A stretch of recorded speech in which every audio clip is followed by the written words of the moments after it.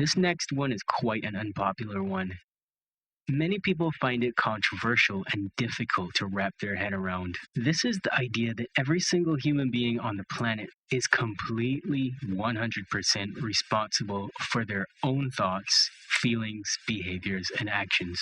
When it comes to the circumstances we face in life, many of them will leave us feeling out in the cold, down in the dumps, and perhaps outnumbered, or leave us feeling like victims to that circumstance. The feeling of empowerment that we are seeking is always inside of us. You will be hard pressed in life to find a sense of empowerment without having to take responsibility for some thought, emotion, action, or behavior. We do not get empowerment without taking responsibility for some aspect of life. Working with the idea that we are all responsible for our thoughts, feelings, actions, and behaviors, we can find tremendous freedom that we simply can't get any other way. We can begin to understand how to apply compassion and truly see how it is that other people are being in any moment based on their level of awareness. We are also able to see how our thoughts about something and the ways we choose to behave dictate our overall experience of life. When we get used to the idea that we are all responsible for what we think and how we feel or behave or act, then it sets us free from the need for others to validate us. It frees us from the notion that other people must save us or fix us, and it keeps us from needing to go out and fix others as well. We can then apply better perspectives and lead people in a more healthy and productive way, not just as coaches or therapists or counselors, as humans relating to our friends, family, coworkers, etc. Think about every single time you have ever had some kind of emotional problem. If you're being honest, then you will understand what many of the greatest thought leaders are saying when they tell you that it isn't the circumstances or other people in life that have the most negative impact. It is our thoughts about those people or circumstances which create the most suffering. It is the unskillful patterns of thinking.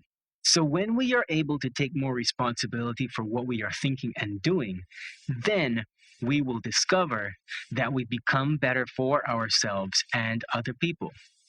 The results that we get when we are working towards our goals will also positively amplify.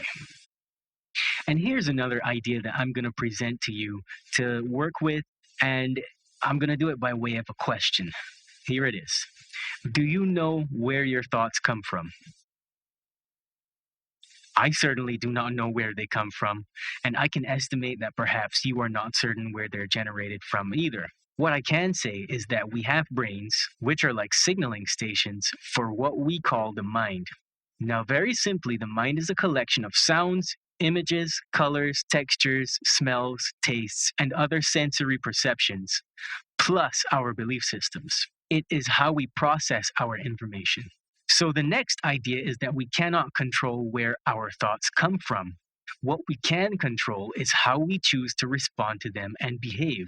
This is an idea that a lot of people have problems with because many people assume that just because they are thinking something, they assume something, that it must be the way that they see that thing, and there's nothing else besides what they are thinking.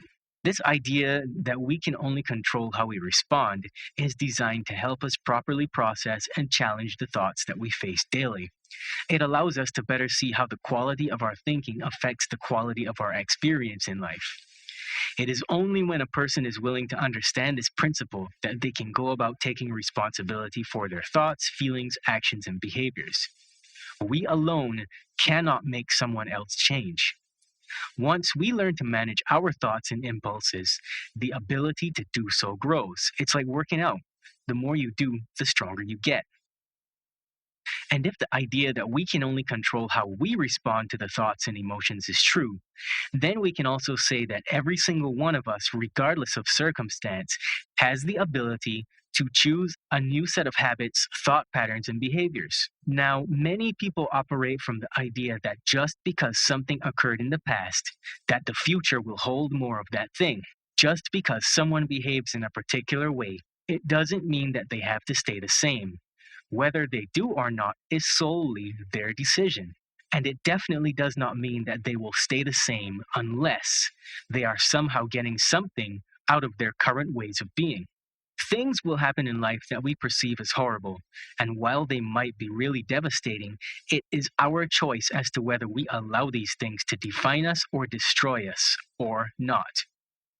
We hear people such as Gandhi, Nelson Mandela, and Viktor Frankl saying these things, that while they and others around them were being imprisoned or tortured or beaten or whatever the case may be, while it appeared as though there was nothing but vicious and evil people around, they cannot control them, yet they can control how they respond to it.